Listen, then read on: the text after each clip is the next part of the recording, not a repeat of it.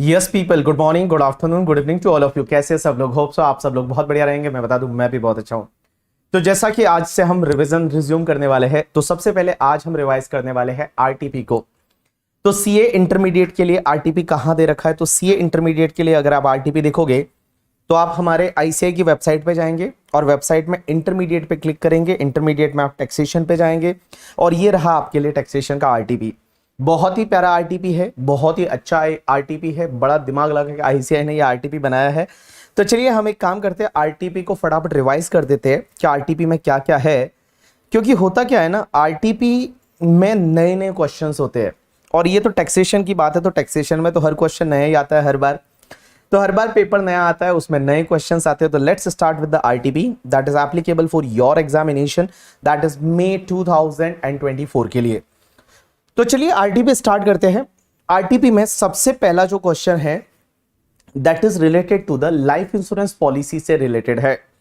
और मैं बताऊं, आप बोलोगे सर लाइफ इंश्योरेंस पॉलिसी का मैच्योरिटी क्या होता है, कैसे होता है, उसका लेक्चर आपने कहां दिया? तो मैंने आपको पता है, अगर आपको याद रहेगा तो मैंने क्या किया, आपके लिए एक अलग से फाइल दी है, क्योंकि ये अमेंडमेंट उन्होंने अलग से डाला था। इंस्टीट्यूट ने अपने मॉड्यूल में नहीं दिया था। इंस्टीट्यूट ने, आपको पता रहेगा, स्टैट्यूटरी अपडेट करके बनाया था और स्टैट्यूटरी अपडेट में जो अमेंडमेंट दिया था उसी के बेसिस पे ये पहला एमसीक्यू है। तो आप फटाफट एक काम करिए, इसका पहले आप एक काम करिए, एक लेक्चर देख लीजिए। सर लेक्चर कहां से देखें? तो आपको इस कॉन्सेप्ट के जो नोट्स मिलेंगे वो bbvirtuals.com पे जाएंगे, आप फ्री रिसोर्सेज पे जाएंगे। फ्री रिसोर्सेज में आप इंटर पे जाएंगे और inter amendment corrigendum of compact May November 2024 करके जो दे रखा है, यहां पे आप अगर लॉगिन करके और इसको डाउनलोड करेंगे आपका काम हो जाएगा। और इसका लेक्चर भी मैंने डाल रखा है यूट्यूब पे। तो यूट्यूब पे आप लेक्चर देख सकते हैं। सर यूट्यूब पे लेक्चर कहां दे रखा है? तो यूट्यूब में आप भंवर बोराना जो है उस पे जाएंगे और उस पे जाने के बाद आप जब वीडियोस में जाएंगे तो वीडियोस में आपको दिखेगा दैट इज ये वाला सीए इंटर का जो ये है addendum and amendment of compact May November 2024।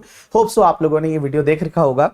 अगर आपने नहीं देख रखा है तो आप पहले वो वीडियो देख लीजिए 39 मिनट्स का, उसके बाद आप आरटीपी करेंगे तो आपका एकदम बढ़िया से अच्छे से हो जाएगा। चलिए स्टार्ट करते हैं हम आरटीपी। और आरटीपी का पहला क्वेश्चन, मैं साथ साथ में कॉन्सेप्ट को आपको रिवाइंड करवाते जाऊंगा कि यहाँ पे कौन सा कॉन्सेप्ट लग रहा है, कैसे लग रहा है, वो सब मैं आपको करवाते जाऊंगा।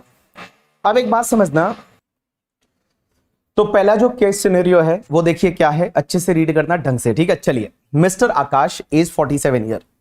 तो Mister Akash age 47 year, 47 years mean senior citizen नहीं है, is the CEO of the ABC enterprise private limited. During the previous year 23-24 he has earn the following income.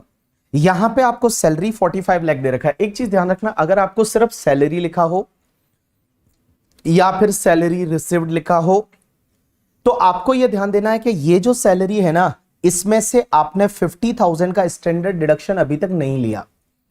लेकिन अगर आपको ऐसा दे रखा हो सैलरी इनकम और ब्रैकेट में दे रखा हो कंप्यूटेड, जब कंप्यूटेड दे रखा है तो आपका यह अजम्पशन रहेगा कि इसमें से 50,000 का स्टैंडर्ड डिडक्शन अंडर सेक्शन 16 ले रखा है। तो यहां पे सिर्फ सैलरी दे रखा है, तो मेरा अजम्पशन ये रहेगा जब सैलरी दे रखा है तो यहां पे आपने 50,000 का स्टैंडर्ड डिडक्शन अभी तक नहीं लिया। तो अगर मैं नेट सैलरी की बात करूं तो यहां पे आपका नेट सैलरी जो है वो 44,50,000 है, वो आपका हो जाएगा नेट सैलरी। अब एक बात समझना, long term capital gain on sale of listed equity share जिसपे एसटीटी आपने पे किया है अमाउंटिंग टू 6,54,000, ये आपका एलटीसीजी 112A वाला है। और आपको याद रहेगा एलटीसीजी 112A पे कौन सी रेट से टैक्स लगता है? Tax at the rate 10% in excess of the 1 lakh. 1 lakh से ऊपर वाले पे 10% से टैक्स लगता है, तो 5,54,000 पे 10% से टैक्स लग जाएगा। डिविडेंड 12 लाख मिला from the shares of Indian company. अब एक बात समझना, यहां पे दे रखा है dividend of ₹12 lakh from the shares of Indian company. Indian company के शेयर से 12 लाख रुपए का डिविडेंड मिला, तो ये डिविडेंड आपके इनकम फ्रॉम अदर सोर्सेज में जाएगा, टैक्सेबल होता है स्लैब रेट से। अब आप है ना एक चीज ध्यान रखना, अगर एग्जामिनर कभी भी आपको सिर्फ डिविडेंड दे दे, सिर्फ डिविडेंड या फिर डिविडेंड इनकम दे दे, डिविडेंड इनकम, तो आपका अजम्पशन ये रहेगा कि ये ग्रॉस है, मतलब ये ग्रॉस है, कुछ भी करने की जरूरत नहीं है, this is the gross dividend, ठीक है। लेकिन अगर एग्जामिनर आपको ऐसा वर्ड दे दे दैट इज डिविडेंड रिसीव्ड, अगर डिविडेंड रिसीव्ड वर्ड दे दे या फिर dividend credited to bank account, credited to bank account, अगर ऐसा दे दे कि डिविडेंड रिसिव्ड या dividend credited to bank account, तो आपको यह समझना है कि यह डिविडेंड नेट ऑफ टीडीएस है। ये डिविडेंड है, ये नेट ऑफ टीडीएस है, और सेम फंडा लगेगा आपके इंटरेस्ट के लिए भी। जैसे बैंक एफडी का इंटरेस्ट वगैरह आपको दे रखा है, तो अगर आपको ऐसा दे रखा है दैट इज द इंटरेस्ट और इंटरेस्ट इनकम, तो मानना है ग्रॉस है। लेकिन अगर आपको ऐसा दे रखा है इंटरेस्ट रिसीव्ड या interest credited to bank account, तो आपको नेट ऑफ टीडीएस करना, नेट ऑफ टीडीएस मानना है, और उसको फिर ग्रॉस अप करने के बाद आपको इनकम में कैलकुलेट करना है। यू गॉट माय पॉइंट और नॉट? यस। अब एक चीज समझना, यहां पे जो दे रखा है वो सिर्फ डिविडेंड दे रखा है, तो मैं मानूंगा ये डिविडेंड ग्रॉस है। ठीक है, ऑलरेडी ग्रॉस है, कोई दिक्कत नहीं।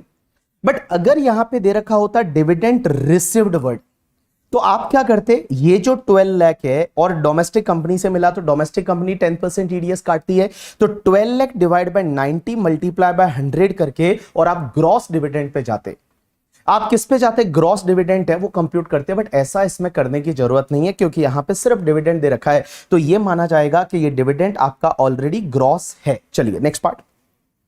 Interest on saving bank account SBI से 16,000 का इंटरेस्ट है, and interest on fix deposit with the bank of Baroda 45,000। अब एक बात समझना, यहां पे भी इंटरेस्ट ऑन एफडी दे रखा है। अगर यहां पे इंटरेस्ट ऑन एफडी दे रखा है, आप मानेंगे ये ग्रॉस है।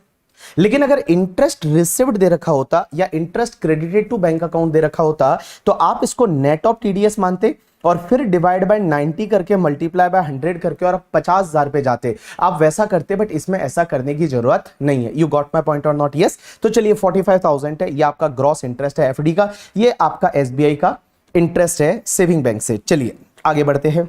आगे क्या दे रखा है, बहुत इंटरेस्टिंग, ध्यान देना। हाँ, mister Akash has made following payment towards the medical insurance premium for the health policies taken for his family member। अब एक बात समझना, उसने हेल्थ इंश्योरेंस लिया है, तो हेल्थ इंश्योरेंस लिया है, तो जैसा कि आपको पता है उसमें 80D का डिडक्शन मिलेगा।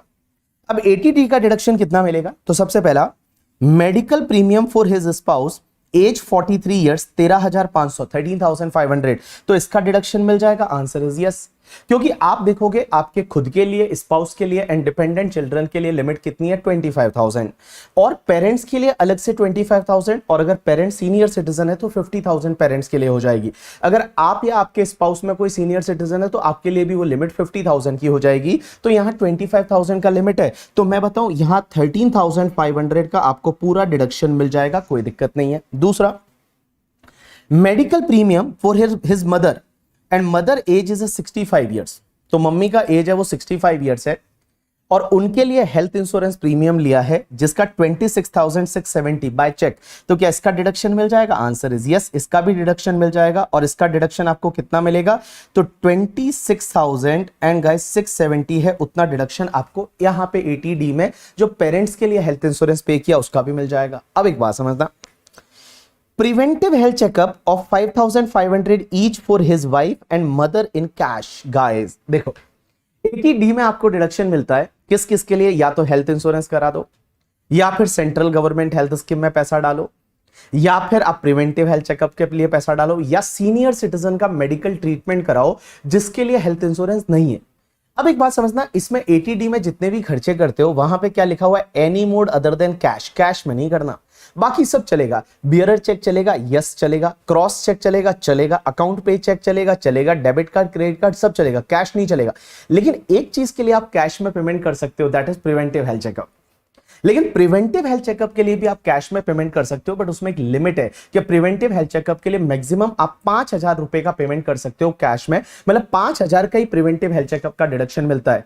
अब ये 5,000 क्या मेरे लिए, स्पाउस, चिल्ड्रन, इसके लिए और पेरेंट्स के लिए क्या अलग 5,000 है, या सबका मिला के 5,000? राइट आंसर है सबका मिला के 5,000।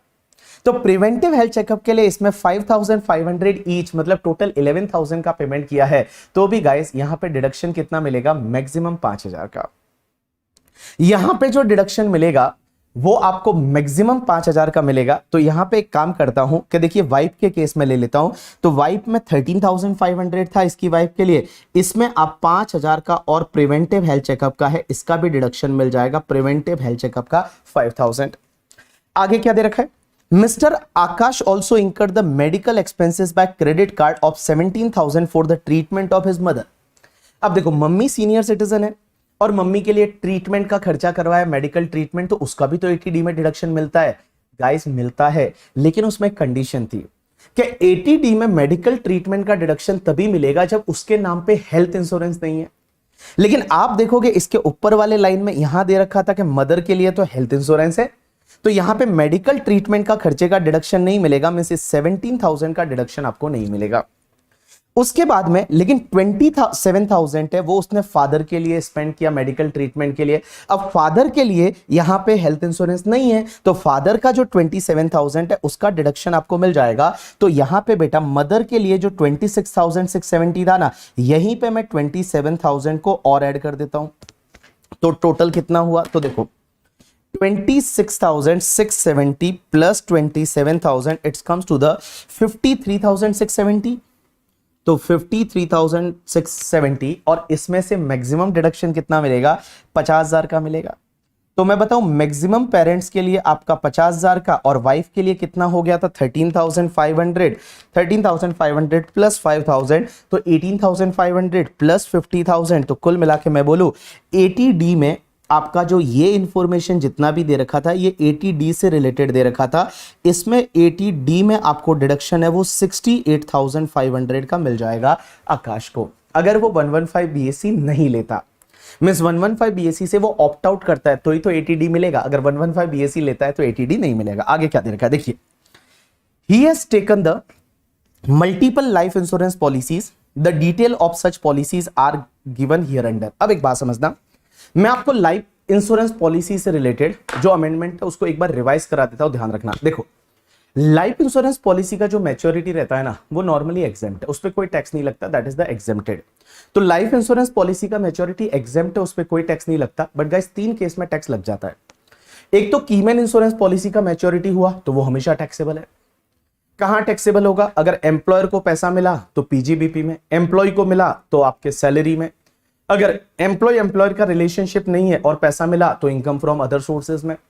तो हमेशा कीमैन इंश्योरेंस पॉलिसी का मैच्योरिटी टैक्सेबल होता है। दूसरा एक चीज ध्यान रखना, आपको पता है प्रीमियम पे करते हैं जब लाइफ इंश्योरेंस पॉलिसी का, जीवन बीमा का, तो उसमें एक लिमिट होती है, और वो लिमिट हम डिडक्शन टॉपिक में 80C में डिस्कस करते हैं कि पॉलिसी कब लिया है।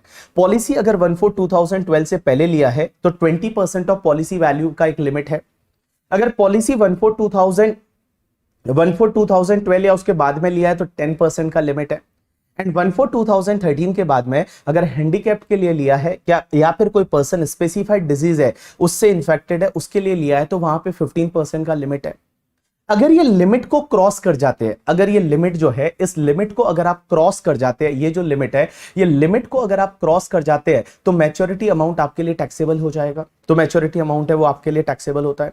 एंड गाइस तीसरा एक अमेंडमेंट इसी साल से हुआ है, उस पर ध्यान देना। तीसरा अमेंडमेंट क्या बोलता है कि अगर आप 1/4/2023 ये साल करंट ईयर 1/4/2023 या उसके बाद में पॉलिसी लेते हैं, एंड किसी भी साल में उस पॉलिसी का प्रीमियम अगर 5 लाख रुपए से ज्यादा है, प्रीमियम जो है वो 5 लाख से ज्यादा है, प्रीमियम जो है वो 5 लाख से ज्यादा है, तो गाइस मैच्योरिटी अमाउंट आपके लिए टैक्सेबल होगा।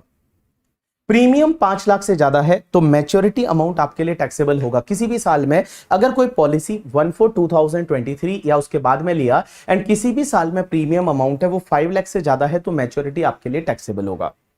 एक और चीज समझना, अगर आप पॉलिसी मल्टीपल लेते हो, एक पॉलिसी नहीं लेते, आप मान लो बहुत सारी पॉलिसी ले लेते हो और एक पॉलिसी का प्रीमियम 5 लाख से ज्यादा नहीं है बट मल्टीपल पॉलिसीज का मिला के 5 लाख से ज्यादा है, तो जिन पॉलिसीज का प्रीमियम 5 लाख या उससे कम है एग्रीगेट, उन पे एग्जेम्पशन ले लो और बाकी वाली पॉलिसीज है वो टैक्सेबल करा दो। जैसे हुआ क्या, एग्जांपल लेते हैं, मैंने क्या किया, 4 पॉलिसी ले ली, मान लो 1 2 3 एंड 4, 4 पॉलिसी ले ली और 4 पॉलिसी का प्रीमियम है इसका 2 लाख है, या मैंने मान लो 5 पॉलिसी ले ली, इसका भी 2 लाख है, इसका भी 2 लाख है, इसका भी 2 लाख है, एंड गाइस लास्ट पॉलिसी है उसका भी प्रीमियम 2 लाख है। अब एक बात समझना, जब यहां पे 5 पॉलिसी मैंने ली, ऑल पॉलिसी 1/4/2023 या उसके बाद में ली, तो इसमें क्या होगा, देखिए अगर आप देखोगे इंडिविजुअल तो किसी भी पॉलिसी का प्रीमियम 5 लाख से ज्यादा नहीं है, बट आप देखोगे कि यहां पे एग्रीगेट मिला के तो 5 लाख से ज्यादा हो गया ना, तो जिन पॉलिसीज का aggregate premium up to 5 lakh है उन पे आप एग्जेम्पशन ले लो, बाकी वाला टैक्सेबल करा दो। अब एक बात समझना, तो मैं बताऊं मैं क्या कर सकता हूं, पॉलिसी नंबर 1 और 2 है, इनका एग्रीगेट कितना हो रहा है 4 लाख प्रीमियम किसी भी साल में, तो मैं क्या करूंगा इन पॉलिसीज का मैच्योरिटी को एग्जेम्प्ट करा दूंगा अंडर सेक्शन 1010D, जिस पे कोई टैक्स नहीं लगेगा। एंड गाइस ये जो 3 पॉलिसीज है इनका जो मैच्योरिटी होगा वो मैं टैक्सेबल करा दूंगा। जो लास्ट की 3 पॉलिसी है उनका जो मैच्योरिटी है वो मैं टैक्सेबल करा दूंगा, और इनका जो मैच्योरिटी है वो मैं एग्जेम्प्ट करा दूंगा। लेकिन अब आपका क्वेश्चन रहेगा सर इसमें हम ऑल्टरनेटिव भी तो कर सकते हैं। आंसर इज यस, आप एक काम कर सकते हैं, पॉलिसी 4 एंड 5 का मैच्योरिटी एग्जेम्प्ट करा दीजिए और इन 3 पॉलिसी का मैच्योरिटी टैक्सेबल करा दीजिए। या फिर आपका माने नहीं मैं तो 2 और 3 का मैच्योरिटी एग्जेम्प्ट कराना चाहता हूं और 1, 4 एंड 5 का टैक्सेबल कराना चाहता हूं, आप ऐसे भी करा सकते हैं। अब एक और चीज समझना, सर आप बोल रहे हैं कि पॉलिसी का प्रीमियम है वो 5 लाख से ज्यादा हुआ, लेकिन 5 लाख सर लेते टाइम क्या हम इंक्लूसिव जीएसटी देखेंगे या एक्सक्लूसिव जीएसटी? राइट आंसर है आप एक्सक्लूसिव जीएसटी देखेंगे। जैसे एक बात बताओ, मैंने एक पॉलिसी ली फॉर एन एग्जांपल 4,95,000 है उसका प्रीमियम है। अब 4,95,000 उसका प्रीमियम है और उसमें 5% जीएसटी लगता है। अब एक बात समझना, जीएसटी ऐड करने के बाद उसका 5,19,000 हो गया 750। तो सर क्या बोलेंगे, क्या पॉलिसी का प्रीमियम 5 लाख से ज्यादा है या 5 लाख तक ही है? राइट आंसर इज 5 लाख या उससे कम है, क्योंकि आपको जो प्रीमियम देखना है वो एक्सक्लूडिंग जीएसटी देखना है, ना कि इंक्लूडिंग जीएसटी। एक्सक्लूडिंग जीएसटी, तो एक्सक्लूडिंग जीएसटी आपका प्रीमियम कितना है 4,95,000 है। एक्सक्लूडिंग जीएसटी आपका जो प्रीमियम है वो 4,95,000 है। और जब 4,95,000 है तो उस पर्टिकुलर केस में गाइस यहां पे 5 लाख तक ही अगर प्रीमियम है और एक ही पॉलिसी ली है आपने, तो इसका मैच्योरिटी एग्जेम्प्ट करा दीजिए। अब एक और चीज समझना, सर आप बोल रहे हैं कि पॉलिसी का मैच्योरिटी टैक्सेबल होगा, ये टैक्सेबल कौन से हेड में होगा? तो जैसा कि मैंने बताया इनकम फ्रॉम अदर सोर्सेज में टैक्सेबल होगा। लाइफ इंश्योरेंस पॉलिसी का मैच्योरिटी जो टैक्सेबल होता है वो टैक्सेबल होगा आपके इनकम फ्रॉम अदर सोर्सेज में। सर टैक्सेबल कितना होगा? क्या पूरा मैच्योरिटी अमाउंट टैक्सेबल होगा? ना बाबा ना। टैक्सेबल कितना होगा कि जितना आपका मैच्योरिटी अमाउंट है माइनस जितना आपने प्रीमियम पे किया था एक्सक्लूडिंग जीएसटी, वो लेस कर दीजिए, जो बचेगा वो टैक्सेबल होगा। मींस जितना मैच्योरिटी होगा माइनस जितना इतने सालों में प्रीमियम पे किया था वो लेस कर दीजिए, जो बचेगा that is going to be taxable, वो आपके लिए टैक्सेबल हो जाएगा। अब एक और चीज समझना, एक कॉन्सेप्ट आता है टर्म इंश्योरेंस। टर्म इंश्योरेंस किसको बोलते हैं बताए? टर्म इंश्योरेंस का मतलब ऐसा इंश्योरेंस जिसमें आपको मैच्योरिटी पे कोई पैसा वैसा नहीं मिलता। मींस अगर आप मर गए तो पैसा मिलेगा, नहीं मरे तो आपका पैसा आपने प्रीमियम पे किया वो लॉस है, that is called term insurance. Guys term insurance के केस में ये सब अमेंडमेंट नहीं लगेगा। अगर मैंने कोई टर्म इंश्योरेंस लिया, मान लो फॉर एन एग्जांपल मैंने 50 करोड़ का टर्म इंश्योरेंस लिया कि मैं अगर मान लो कल उठ के मर गया तो मेरी वाइफ को जो है वो 50 करोड़ रुपया मिलेगा, उसके लिए मैंने प्रीमियम पे किया, तो उसके लिए क्या ये 5 लाख की लिमिट? अरे इसके लिए इसको तो एक्सक्लूड करना है। क्यों? क्योंकि इसमें तो मैच्योरिटी होता ही नहीं ना। देखो अब एक बात बताओ, इसकी मैच्योरिटी सिर्फ तब हो सकती है जब आप मरोगे। अगर कोई बंदा मर गया तो पैसा मिलेगा, और मरते टाइम जो पैसा मिलता है ना वो एग्जेम्प्ट है। भले आपका प्रीमियम, ये जो दूसरी वाली पॉलिसीज की मैं बात कर रहा था, अगर कोई बंदा मर गया और मरने के बाद पैसा मिला तो जो मिला वो सब एग्जेम्प्ट है। मरने के बाद पैसा मिला तो सब एग्जेम्प्ट है। कीमैन इंश्योरेंस पॉलिसी का पैसा मिला तो टैक्सेबल होता है, बाकी केस में मरने के बाद अगर लाइफ इंश्योरेंस पॉलिसी से लीगल हेयर को पैसा मिलता है वो पूरा एग्जेम्प्ट हो जाता है, भले प्रीमियम आपका 5 लाख से ज्यादा था। तो यहां पे टर्म इंश्योरेंस जो होता है ना, टर्म इंश्योरेंस के केस में आपको कुछ भी देखने की जरूरत नहीं है। टर्म इंश्योरेंस में मैच्योरिटी होता ही नहीं है, कुछ पैसा मिलता ही नहीं है। जब आप मरोगे तो पैसा मिलेगा और मरोगे तो पैसा मिलता है, वो एग्जेम्प्ट है। तो आप 5 लाख की लिमिट वगैरह देखते टाइम आपको जो टर्म इंश्योरेंस पॉलिसी रहता है उसको आपको इग्नोर करना है। चलिए अब अपन इसी नॉलेज के बेसिस पे यहां पे देखते हैं इस बंदे ने कितनी कौन कौन सी पॉलिसीज ली है। चलिए देखिए, सबसे पहले he has multiple insurance policy, the detail of such policies are given here under. अब गाइस उसने सबसे पहले एक पॉलिसी एक्स ली है जिसको 1/4/2017 में लिया था, 1/4/2017, जिसका प्रीमियम जो है वो आपका 40,000 था। उसमें जीएसटी और टोटल प्रीमियम, आपको जीएसटी टोटल प्रीमियम को नहीं देखना, आपको जीएसटी टोटल प्रीमियम को नहीं देखना, आपको देखना है एक्सक्लूडिंग जीएसटी प्रीमियम कितना था। तो एक्सक्लूडिंग जीएसटी आपका प्रीमियम है वो 40,000 था। अब आप एक बात समझना, इसकी मैच्योरिटी 2026 में आने वाली है। एंड गाइस इसका जो कंसिडरेशन आपको रिसीव्ड होने वाला है वो 7 लाख है और आपका सम एश्योर्ड 5 लाख है। पहली चीज तो क्या इसकी मैच्योरिटी टैक्सेबल होगी या एग्जेम्प्ट होगी? कीमैन इंश्योरेंस पॉलिसी नहीं है ये। दूसरा, क्या ये पॉलिसी का प्रीमियम पे करते टाइम वो लिमिट को क्रॉस किया गया 10%, 20%, 15%? आंसर इज नो, क्योंकि आपने जो प्रीमियम पे किया है वो 40,000 है एंड गाइस आपका सम एश्योर्ड 5 लाख है, तो 5 लाख का 40,000 is with in the limit of that 10%, 10% से ज्यादा नहीं है, तो आपने लिमिट को भी रखा है तो एग्जेम्प्ट होगा। क्या ये पॉलिसी 1/4/2023 के बाद में ली है एंड इसका प्रीमियम 5 लाख रुपए से ज्यादा है? आंसर इज नो, वो भी नहीं है। तो मैं बताऊं इस पॉलिसी का मैच्योरिटी जो भी होगा वो मैच्योरिटी आपका पूरा एग्जेम्प्ट हो जाएगा अंडर सेक्शन 1010D में।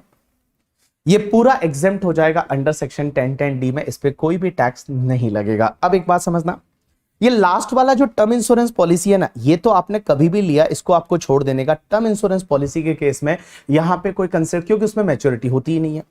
अब आपके पास 3 पॉलिसी और बची और ये 3 पॉलिसी कौन सी है समझना। एक तो आपकी पॉलिसी Y, एक Z एंड एक पॉलिसी A।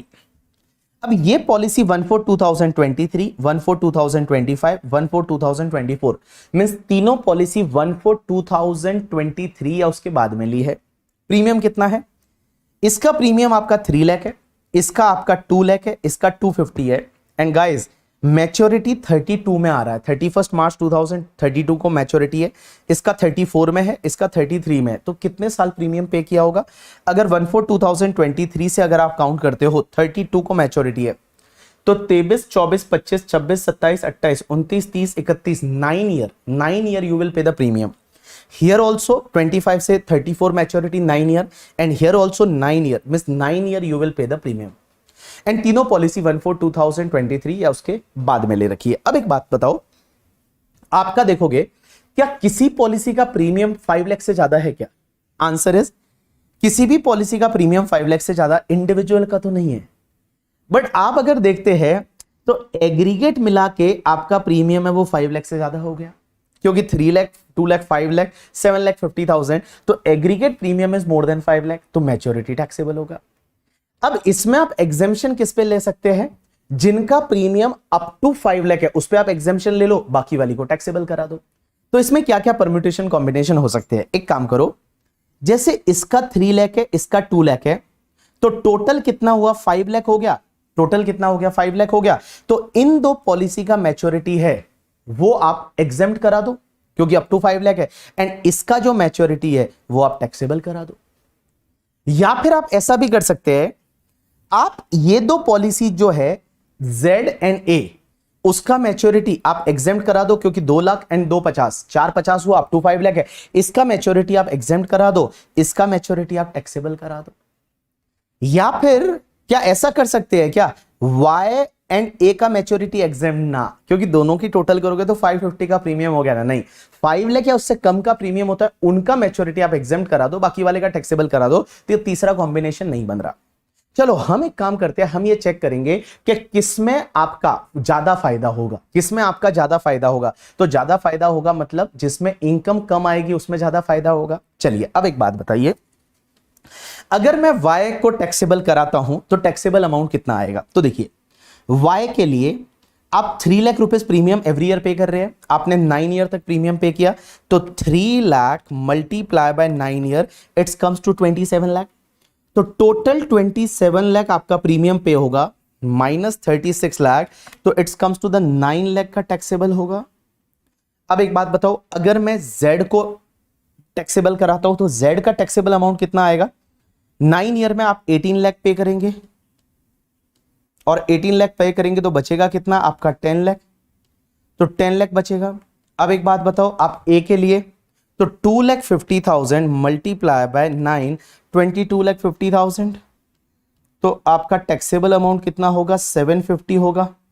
अब एक बात बताइए, मैं देखता हूं कौन सा बेनिफिशियल है। एक बात बताओ, अगर मैं यहां पे Y एंड Z इस पे मैं एग्जेम्पशन ले लेता हूं तो मेरा टैक्सेबल इनकम 750 होगा, टैक्सेबल इनकम है 750। लेकिन अगर मैं एग्जेम्पशन Z और A पे ले लेता हूं तो मेरा टैक्सेबल इनकम 9 लाख होगा। तो ज्यादा बेनिफिशियल क्या है कि एग्जेम्पशन ले लेते हैं हम Y एंड Z पे, तो y एंड z इसको आप एक काम करिए, इन दो पॉलिसीज को आप एग्जेम्प्ट करा दीजिए under section 1010D, and last वाली जो ए पॉलिसी है उसको आप टैक्सेबल करा दीजिए। चलिए अब अपन इसके बेसिस पे आपको जो है वो आंसर देने हैं और आंसर देते हैं। देखिए, on the basis of fact given above choose the most appropriate answer. देखिए सबसे पहला, which are the life insurance policy in respect of Akash would be eligible for exemption under section 1010D in respect of maturity proceed, choose the option most beneficial to Akash। अब एक बात बताओ, आकाश के लिए beneficial क्या? पहली तो आपका X का मैच्योरिटी एग्जेम्प्ट होगा, क्लियरली लिखा हुआ X का मैच्योरिटी एग्जेम्प्ट होगा। दूसरा मैंने बोला आप Y एंड Z का करा दीजिए, तो आपका राइट आंसर पहले का क्या होगा? X, Y एंड Z, इसका मैच्योरिटी आप एग्जेम्प्ट करा दीजिए, ए का टैक्सेबल करा दीजिए। तो right answer is X, Y and Z, that is the A is the correct answer. तो पहले का आपका X, Y एंड Z है, that is your correct answer. आप X, Y, Z का मैच्योरिटी एग्जेम्प्ट करा दीजिए। चलिए दूसरा, what would be your answer to the MCQ number 1? MCQ का 1 का आंसर क्या होगा? If Mr. Akash surrender the LICA in the 2627 and claim exemption under section 1010D in respect of such LIC, this information is only for the purpose of MCQ, this MCQ। अब एक बात समझना, अगर आकाश ने क्या किया कि LICA जो था ये वाला, इसको सरेंडर कर दिया इन बिटवीन, और इसको सरेंडर करके इस पे उसने एग्जेम्पशन ले लिया ए पे। अब एक बात बताओ, जब ए पे वो एग्जेम्पशन ले चुका है, तो बेटा जब ए पे एग्जेम्पशन ले चुका है तो फिर वो वाई पे एग्जेम्पशन तो नहीं ले सकता, फिर उसको जेड पे ही एग्जेम्पशन लेना पड़ेगा, सीधी सी बात है। फिर क्या होगा, ए एंड जेड वो एग्जेम्प्ट हो जाएगा एंड वाई आपका टैक्सेबल हो जाएगा।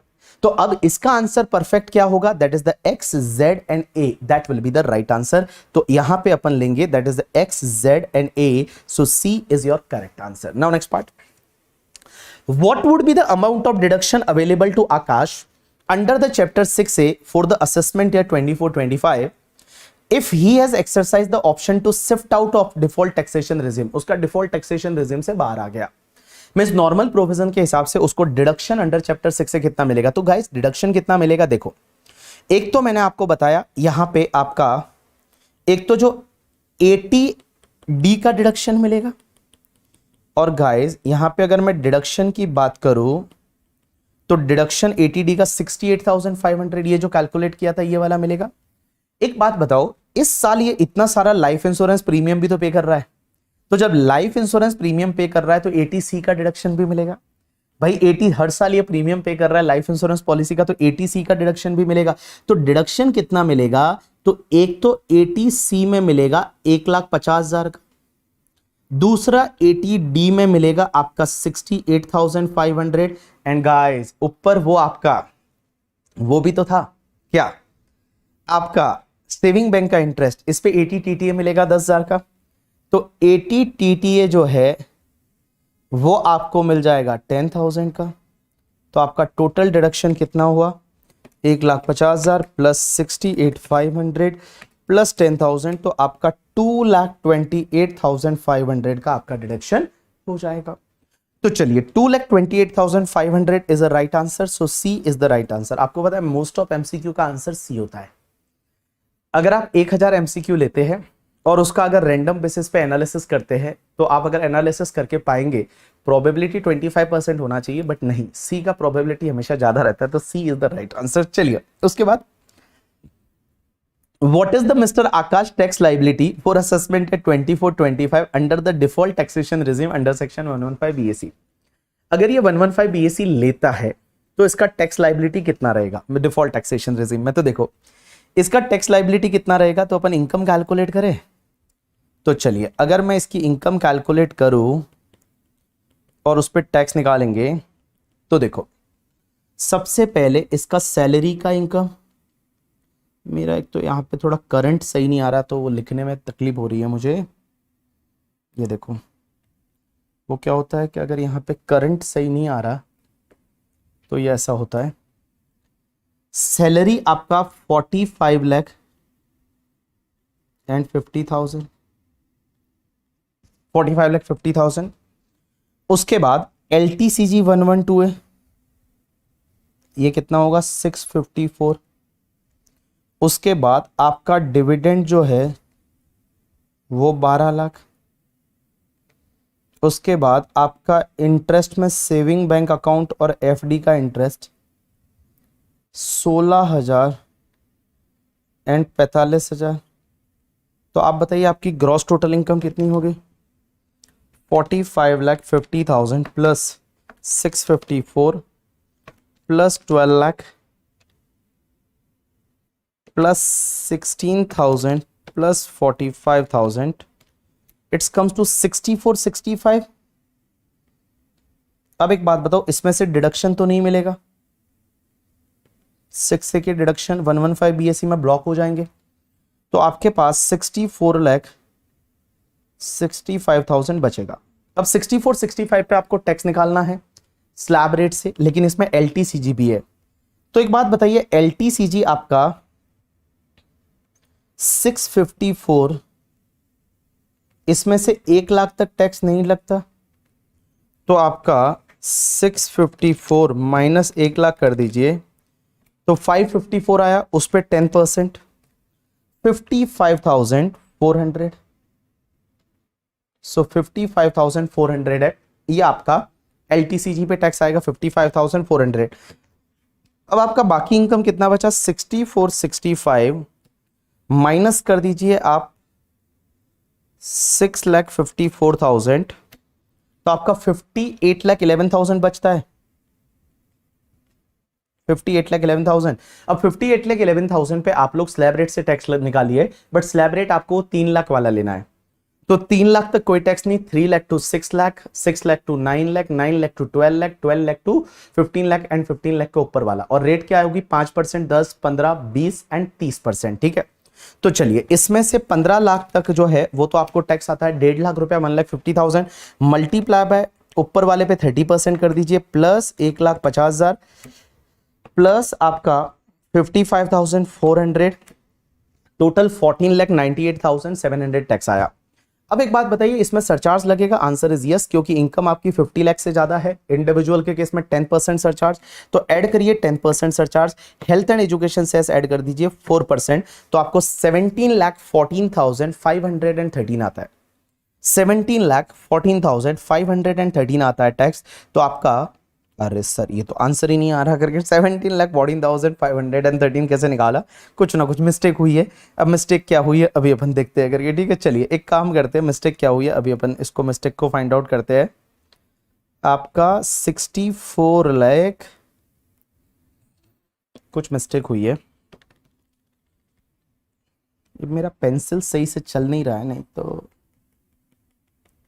मिस्टेक क्या हुई है? तो सबसे ऊपर 40, ओ एक गलत है ना, इसको 4550 की जगह लेना चाहिए था 4450 ना यार, ये गलती हुई है। 4450, तो ये भी चेंज होगा, ये भी चेंज होगा। तो 4450 plus 654 plus 12 lakh plus 45,000 plus 16,000, it comes to 6365। 6365। अब 6365 में एक काम करो, जो LTCG है 654, इसमें से 1 लाख कम होगा,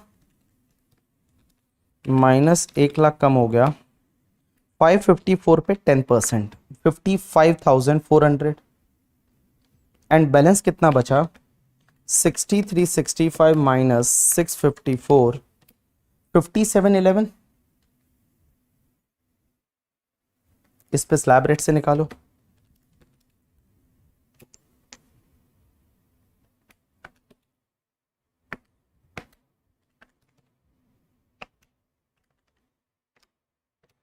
टोटल मिला के आई थिंक ये और ये मिला के इस पे जो टैक्स आता है वो मिला के 14,68,700 हो रहा है। प्लस कर दीजिए 10% surcharge plus 4% health and education cess, it's 16,80,192। 16,80,192। So 16,80,192 का मतलब आपको यहां पे लेना है 190। सो हियर गाइस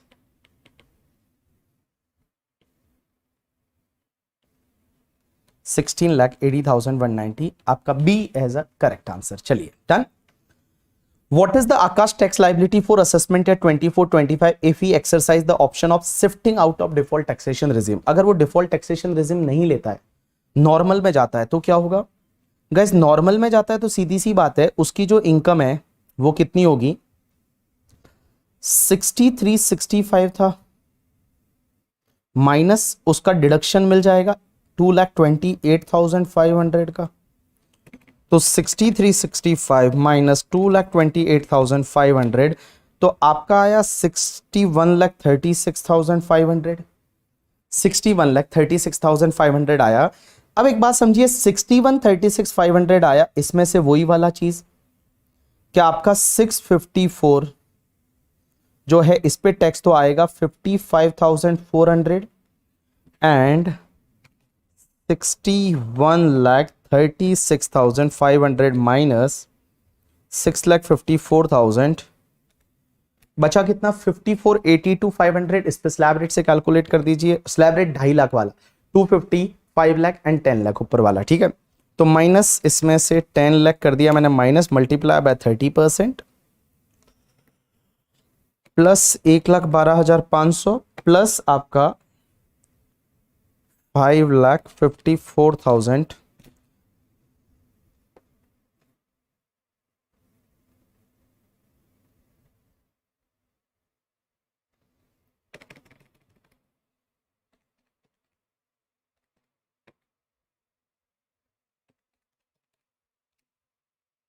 54,82,500 बचाए थे।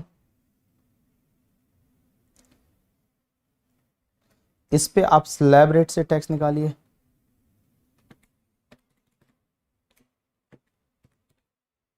%30 प्लस 1,12,500 प्लस 55,400 प्लस आपका 10% surcharge plus 4% health and education, 17,30,472।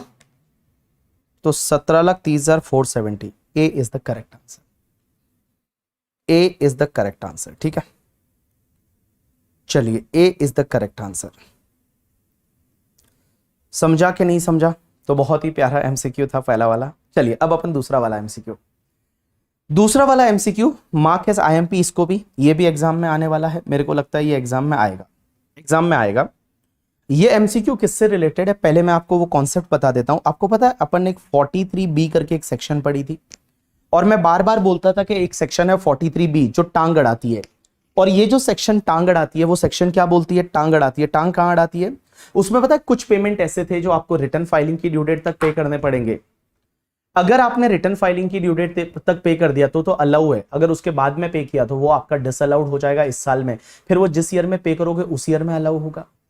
और वो कौन कौन से पेमेंट थे? एक तो taxes, duty, cess of the government, दूसरा था bonus and commission to employ, तीसरा employer contribution to the statutory provident fund, recognised provident fund, approved gratuity fund, approved superannuation fund, new pension scheme वगैरह वो सब।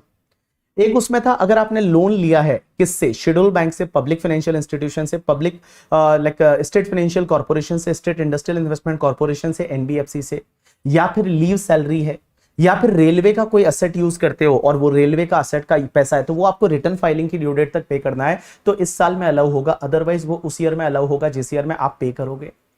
लेकिन इसमें एक अमेंडमेंट हुआ था, अगर आपको याद रहेगा, वो अमेंडमेंट 43B है। और 43B का अमेंडमेंट क्या बोलता है ध्यान देना। 43B में एक क्लॉज डाला गया है, 43B का क्लॉज नंबर H करके, और 43B का क्लॉज नंबर H क्या बोलता है पता है? कि अगर आप किसी माइक्रो या स्मॉल एंटरप्राइज से कोई गुड्स या सर्विसेज खरीदते हैं, अगर आप माइक्रो या स्मॉल एंटरप्राइज से कोई गुड्स या सर्विसेज आप एक्वायर करते हैं, खरीदते हैं, तो उस पर्टिकुलर केस में आपको उनको पेमेंट करना पड़ेगा up to the date given in the MSME act. Means MSME act में एक डेट दे रखी है, अंडर सेक्शन उधर 15 है, उसमें एमएसएमई एक्ट 2006 में कुछ डेट दे रखी है, उस डेट के अंदर अंदर अगर आपने पेमेंट किया तो आपको इस साल में अलाउ होगा, अदरवाइज जिस ईयर में आप पेमेंट करोगे उस ईयर में अलाउ होगा। लेकिन आप बोलोगे सर ये माइक्रो एंड स्मॉल एंटरप्राइज का मतलब क्या होता है? तो माइक्रो एंटरप्राइज का मतलब क्या होता है, जैसा कि आपको मैंने बताया था कि माइक्रो एंटरप्राइज किसको बोलते हैं? जिसमें प्लांट एंड मशीनरी में इन्वेस्टमेंट 1 करोड़ से कम होना चाहिए एंड आपका टर्नओवर 10 करोड़ से कम होना चाहिए। एंड स्मॉल एंटरप्राइज किसको बोलेंगे? प्लांट एंड मशीनरी इक्विपमेंट में इन्वेस्टमेंट अप टू 5 करोड़ होना चाहिए and turnover up to 50 crore होना चाहिए। That is the micro and small enterprise.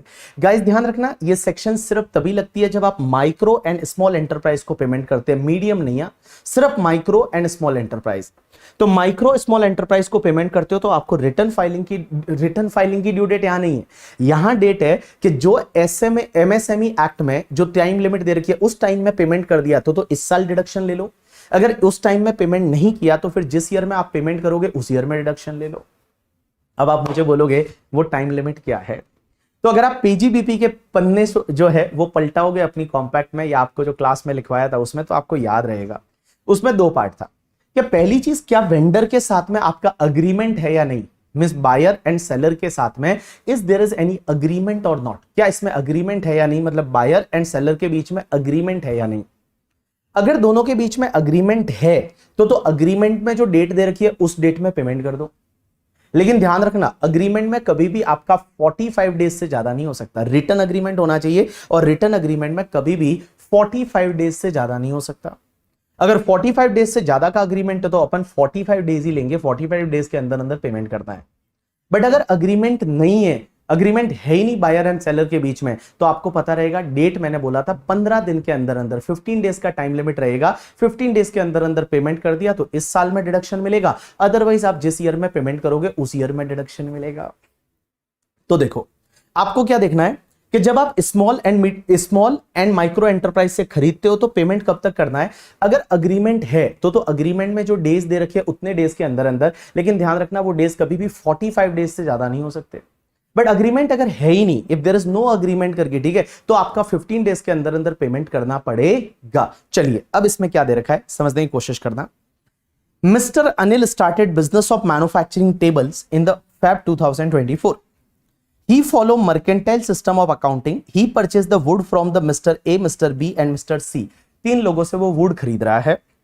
The detail of purchase and payment made are as under. यहाँ पे buyer नहीं होना चाहिए, यहाँ पे थोड़ा मिस्टेक हो गया क्लरिकल इंस्टीट्यूट से, यहाँ पे सेलर होना चाहिए। क्या सेलर कौन है?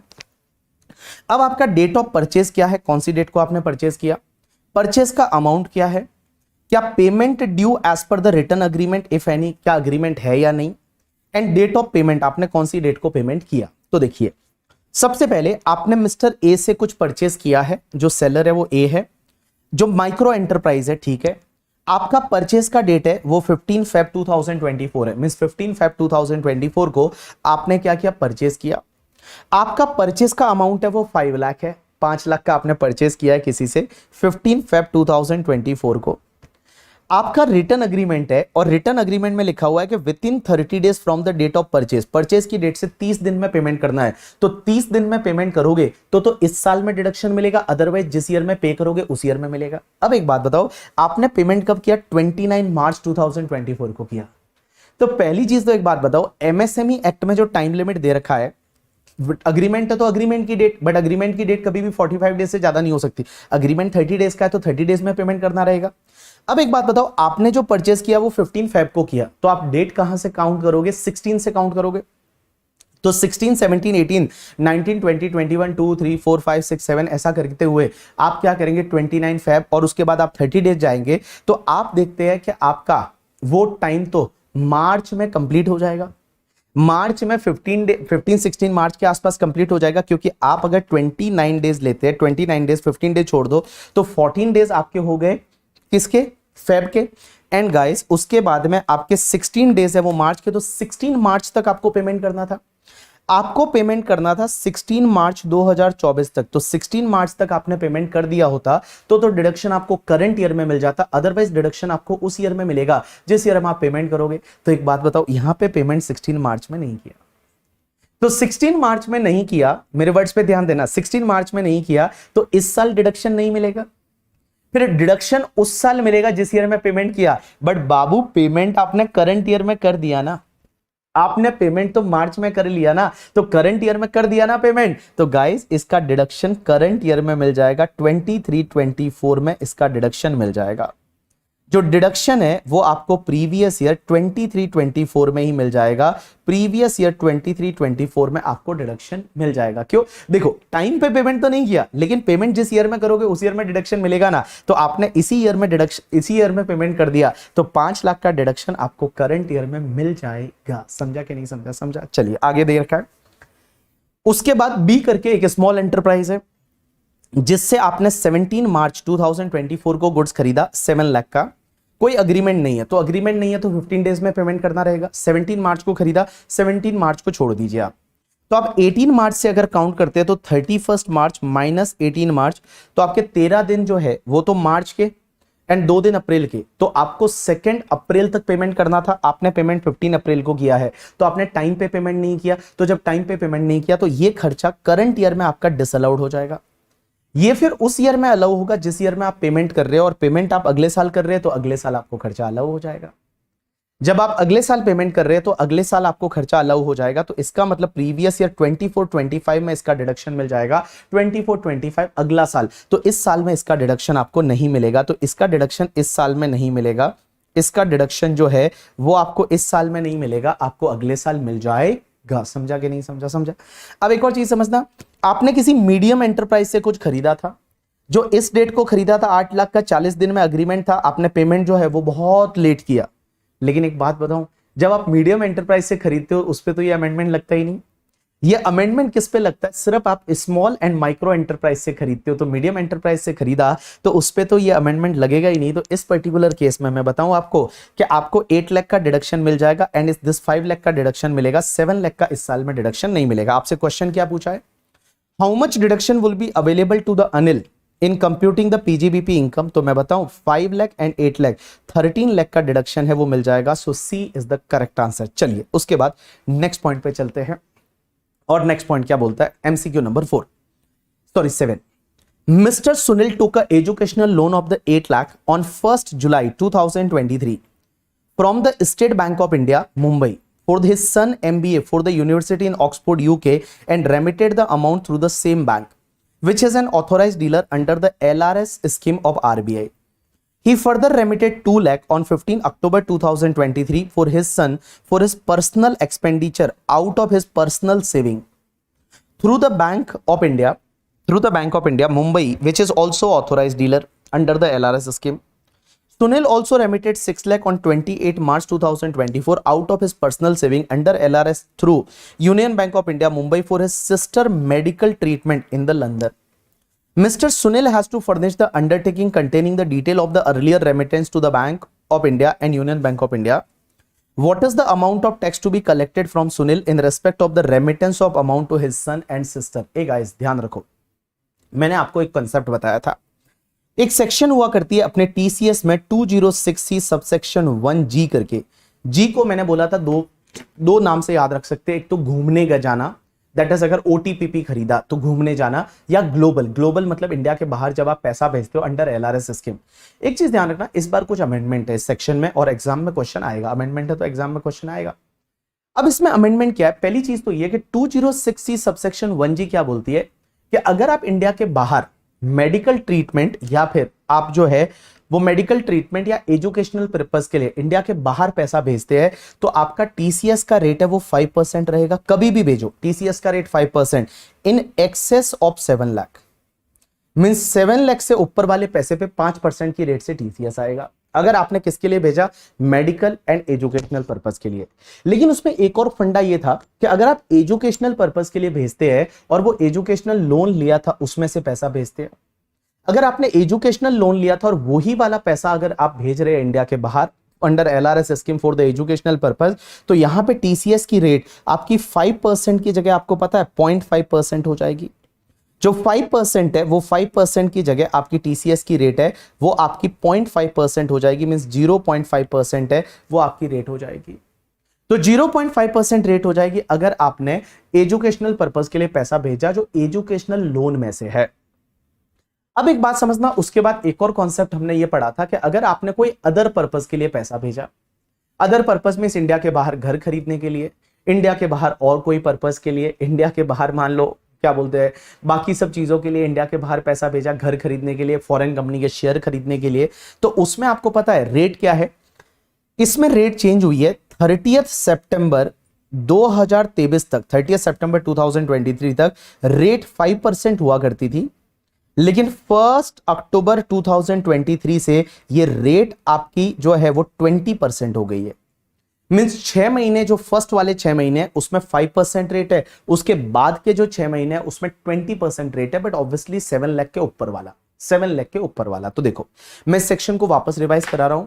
इंडिया के बाहर अगर आप पैसा भेज रहे हैं, कभी भी भेजो पूरे साल में, एजुकेशन मेडिकल है तो 5%, बट एजुकेशनल लोन लेके भेजा है तो आपका 0.5%, ये तो अलग हो गया। अब दूसरी चीज समझना, किसी और पर्पस के लिए इंडिया के बाहर पैसा भेजते हैं आप, और उसमें ध्यान रखना अगर किसी और पर्पस के लिए आप पैसा भेज रहे हैं तो आपको कब भेजा है वो देखना है। 30 सितंबर तक भेजा तो 5% का रेट है, एंड 30 सितंबर के बाद भेजा तो 20% का टीसीएस का रेट है।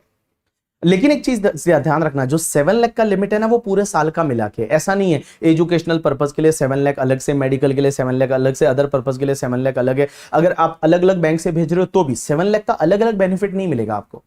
जैसे मान लो मैंने एक बैंक से भेजा 10 लाख तो उसने 3 लाख पे टीसीएस लिया, दूसरी बैंक से वापस मैंने 10 लाख भेजा तो दूसरी बैंक पूरे 10 लाख पे टीसीएस ले गया, दूसरी बैंक पूरे 10 लाख पे टीसीएस लेगी, वो वापस 7 लाख का आपको एग्जाम्पशन वगैरह नहीं देगी, पूरे 10 लाख पे टीसीएस है वो दूसरी बैंक लेगी। यू गॉट माय पॉइंट और नॉट? यस। तो चलिए अब अपन इस क्वेश्चन को रीड करते हैं और समझने की कोशिश करते हैं। देखिए अब आपको इजीली समझ जाएगा। देखिए तो यहां पे इस क्वेश्चन में देखिए क्या दे रखा है, मिस्टर सुनील टुक अ एजुकेशनल लोन। अब देखो पहली चीज तो यह है कि वो बंदे ने एजुकेशनल लोन दिया, मेरे पता नहीं इस आईपैड को क्या हो गया आज, ठीक है, एजुकेशनल लोन लिया है 8 लाख का, 8 लाख का एजुकेशनल लोन है, 1 जुलाई 2023 को लिया from State Bank of India Mumbai to his son MBA from University of Oxford UK and remitted the amount through the same bank which is an authorised dealer under the LRS scheme. अब एक बात बताओ, ये जो 8 लाख का loan लिया, तो मैं बोलूं इस 8 लाख में से जो 8 लाख का एजुकेशनल लोन है, इस 8 लाख में से 7 लाख पे तो टीसीएस नहीं आएगा, जो 7 लाख है उस पे आपका नो टीसीएस, हाँ नो टीसीएस, लेकिन जो 1 लाख है उस पे आपका टीसीएस आएगा। कौन सी रेट से आएगा? 1 लाख है उस पे टीसीएस आएगा आपका 0.5% की रेट से, तो 1 लाख multiply by 0.5% it's comes to the 500, तो 500 रुपीज का टीसीएस वो कलेक्ट करेगी बैंक। दूसरा, ही फर्दर रेमिटेड 2 लाख, उसने 2 लाख और रेमिट किया ऑन द 15 अक्टूबर 2023, 15 अक्टूबर 2023 को to his son for his personal expenditure. अब एक बात बताओ, उसने पर्सनल एक्सपेंडिचर उसके बच्चे के लिए भेजा, ठीक है, और वो कब भेजा है? 15 अक्टूबर को भेजा है। तो एक बात बताओ, 15 अक्टूबर को उसने उसका पर्सनल खर्चे के लिए भेजा है, ठीक है, तो पर्सनल खर्चे के लिए भेजा है, तो इसमें तो बेटा टीसीएस की रेट है वो 20% लगेगी, अदर पर्पस में आ जाएगा। ये मेडिकल एजुकेशन पर्पस नहीं है, कुछ और पर्पस हो सकता है, उसने कुछ पर्सनली मान लो कैमरा खरीदना हो, कुछ मोबाइल खरीदना, उसके लिए भेजा होगा, ठीक है। तो अब ये 2 लाख जो है, इस 2 लाख पे बेटा पूरे 2 लाख पे टीसीएस आएगा, और 2 लाख पे आपका 20% की रेट से टीसीएस आएगा। तो 2 लाख पे आप 20% देखोगे तो आपका 40,000 का टीसीएस है वो आ जाएगा।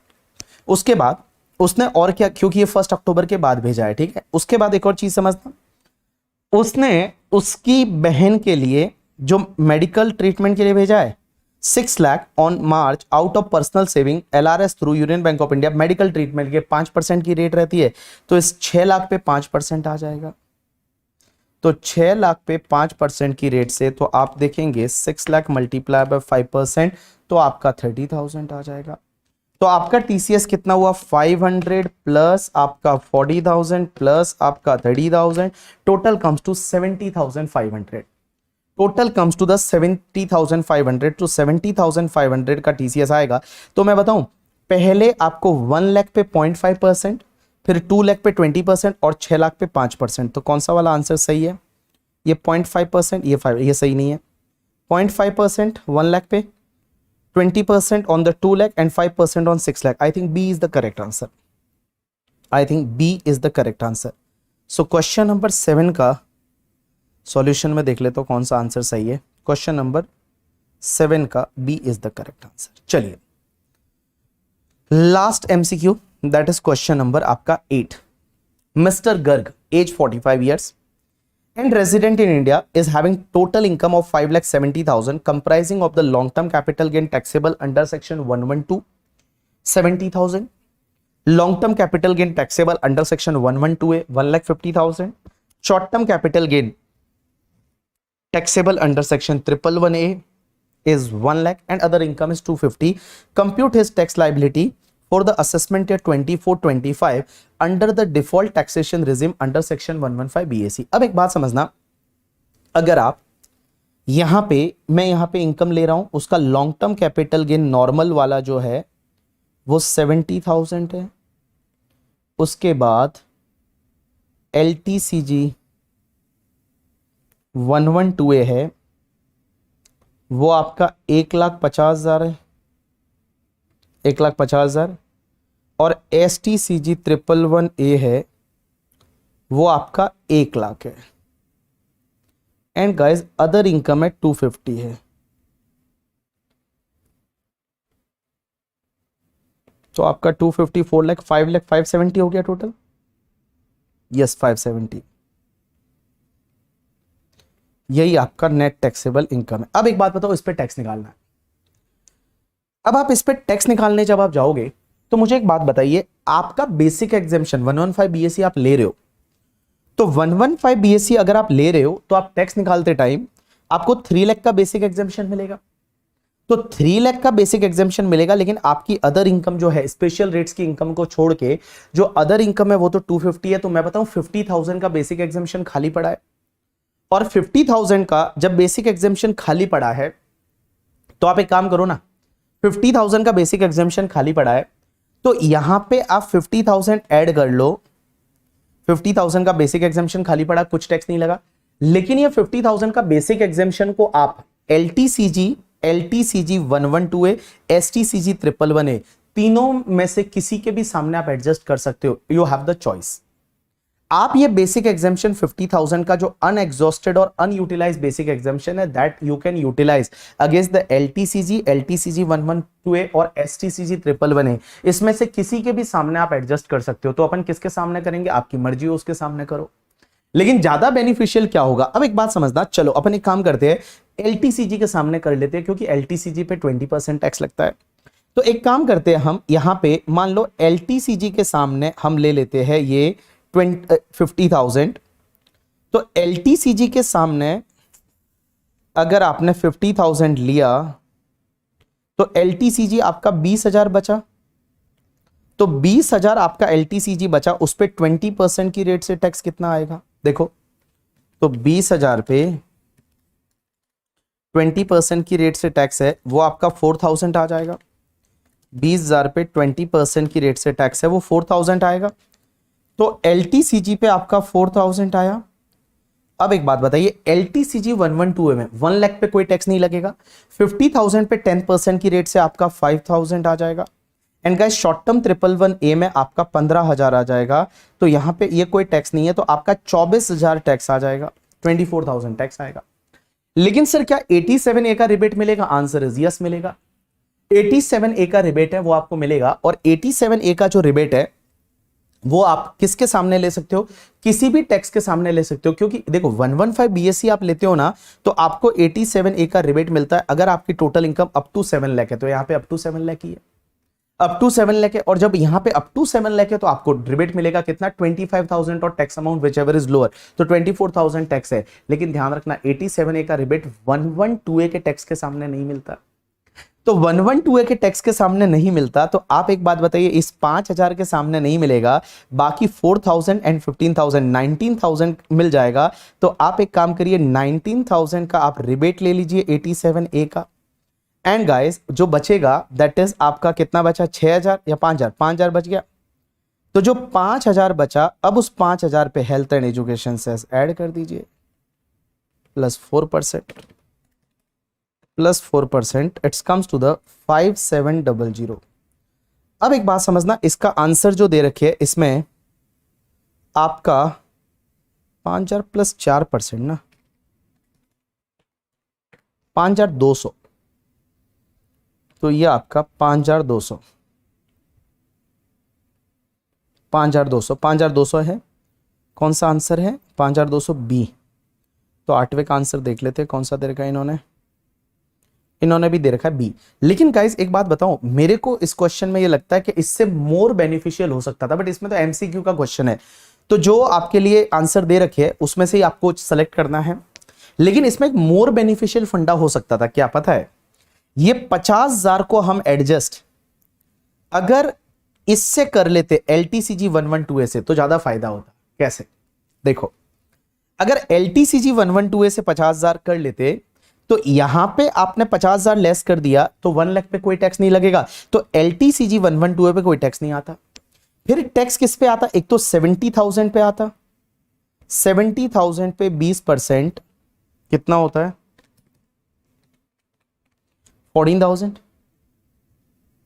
एंड गाइस दूसरा आपका STCG 111A पे 1 लाख पे 15% 15,000 आता, तो 15,000, तो आपका 29,000 टैक्स आता। और एक बात बताऊं, आप यहां पे 25,000 का रिबेट ले सकते थे, तो 87A का रिबेट आपको 25,000 मिल जाता, तो आपका नेट 4,000 टैक्स बचता। और 4,000 में अगर आप 4% ऐड करते तो 4160 जो है 4160 that will be the best answer करके। ठीक है, अगर ये क्वेश्चन आपको एग्जाम में आता है और एग्जाम में आते टाइम अगर इसमें तो ऑप्शन ही नहीं दे रखा 4160 का, बट अगर 4160 का ऑप्शन है तो 4160 will be the more beneficial or you can say that the best option रहेगा जो आपका 4160 रहेगा। तो गाइस ये तुम्हारे 8 क्वेश्चन थे जो कि एमसीक्यू थे और बहुत ही प्यारे क्वेश्चन थे। मैं आपको बोलूं this is not that easy question and all question amendment से रिलेटेड थे। आप देखोगे पहला पूरा ही अमेंडमेंट से रिलेटेड है, दूसरा पहले से 5 एमसीक्यू तो पूरे अमेंडमेंट से रिलेटेड है, बहुत सारे अमेंडमेंट कॉन्सेप्ट है। पॉइंट नंबर जो क्वेश्चन नंबर 6 है वो भी अमेंडमेंट से रिलेटेड है, पॉइंट नंबर 7 है वो भी अमेंडमेंट से रिलेटेड है करके। ठीक है, एंड जो आपका 8 है वो भी अमेंडमेंट, क्योंकि 87A जो चेंज हुआ है 115 BAC के केस में वो भी अमेंडमेंट से रिलेटेड है। तो all MCQ questions are based on the amendment. Descriptive मैं आपको अभी यहाँ पे सॉल्व नहीं कराऊंगा क्योंकि इतना आपको एफर्ट मारना पड़ेगा। एमसीक्यू मैंने इसलिए कराया जिससे कि आपको अगर कहीं डाउट आता है तो फटाफट आप वीडियो देख के और वहां तक पहुंच सकते हो, ज्यादा टाइम वेस्ट ना हो, क्योंकि अभी देखो एग्जाम भी फटाफट आने वाला है। तो आप एमसीक्यू इसके लिए मैंने आपको पूरा एक्सप्लेन किया, पूरा कॉन्सेप्ट के साथ में आपको मैंने कराया। ठीक है, चलिए गाइस, बाकी डिस्क्रिप्टिव में कोई ऐसे खास क्वेश्चन नहीं है, आप देखोगे और थोड़ा एफर्ट मारोगे तो आपसे इजीली हो जाएगा। और ये जो क्वेश्चन है इस देखे देखे लग रहे होंगे आपको, ये क्वेश्चन नंबर 11 भी एक बहुत प्यारा क्वेश्चन बना है, जिसमें अगर आप नया घर खरीदते हो वो 10 करोड़ से ज्यादा का है तो मैक्सिमम आपको 10 करोड़ का ही एग्जामिशन मिलेगा। That is the question number 11। तो भैया ये सब क्वेश्चन आपको करने हैं, बाकी वाले 8 मैंने करा है, 5 क्वेश्चन डिस्क्रिप्टिव है वो आप करेंगे तो आपका काम बन जाएगा। एंड गाइस आपको मॉक टेस्ट पेपर मिल चुका है, मॉक टेस्ट पेपर ICAI का आ चुका है, अभी तक आपने सॉल्व नहीं किया मत करना, कोई दिक्कत नहीं, आराम से एक बार पूरा रिवाइज हो जाए फिर आप मॉक टेस्ट पेपर को सॉल्व कर लेना और सॉल्व करके फिर मुझे बता देना करके। ठीक है, क्या बताना है कैसे बताना है मैं आपको बता दूंगा। चलिए, तो आज के लिए इतना बहुत है। This was the RTP discussion applicable for the intermediate 2024 वाले स्टूडेंट, मे वाले हैं उनके लिए था। तो गाइस होप सो आपको ये लेक्चर अच्छा लगा होगा। अगर आपको ये लेक्चर अच्छा लगा तो मैं तो आज तक नहीं बोला कि इस चैनल को सब्सक्राइब कर लो, ये वीडियो को लाइक कर दो करके। ठीक है, चलो आज मैं बोल ही देता हूँ कि अगर आपको अच्छा लगा ये लेक्चर, बिकॉज आपने बहुत अच्छे से दिमाग की खिड़कियां खुली होगी, तो आप इस लेक्चर को लाइक कर दीजिए, चैनल को सब्सक्राइब कर लीजिए, जिससे कि जब भी मैं कुछ रिलेवेंट अपडेट आपके लिए डालूं तो आपको फटाफट मिल जाए। ठीक है, चलिए गाइस आज के लिए इतना बहुत है, बाकी अगले रिविजन लेक्चर में अपन कंटिन्यू करते हैं। Thanks a lot people, that's enough for today from my side.